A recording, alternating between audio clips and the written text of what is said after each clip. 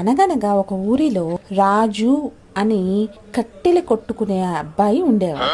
ఒకరోజు కట్టెలు కొట్టుకుంటూ ఉండంగా గొడ్డలి ఆ కింద ఉన్న చిన్న చెరువులో పడిపోతుంది. దానికి అతను చాలా బాధపడుతూ ఉండగా ఆ కింద ఉన్న చెరువులో నుంచి ఒక దేవత బయటికి వచ్చి ఎందుకు ఇంత బాధగా ఉన్నాడు అని అడుగుతుంది. నా గొడ్డలి పడిపోయింది, నేను పుల్లలు తీసుకొని వెళ్ళలేను, నా ఇంట్లో ఈ రోజంతా పస్తూ ఉంటారు అని బాధపడతాడు. దానికి గాను ఆవిడ నీటిలో నుంచి ఒక బంగారు గొడ్డలిని తీసి ఇస్తుంది.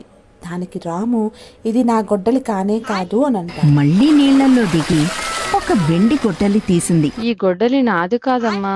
మళ్ళీ నీళ్లలో దిగి ఇనప గొడ్డలిని తీసి చూపించింది. ఆ గొడ్డలి నాదే అని చెప్పాడు. అప్పుడు వనదేవత వీరయ్య నిజాయితీని మెచ్చుకుని అంతకు ముందు తీసిన వెండి బంగారు గొడ్డలను కూడా వీరయ్యకు ఇచ్చింది.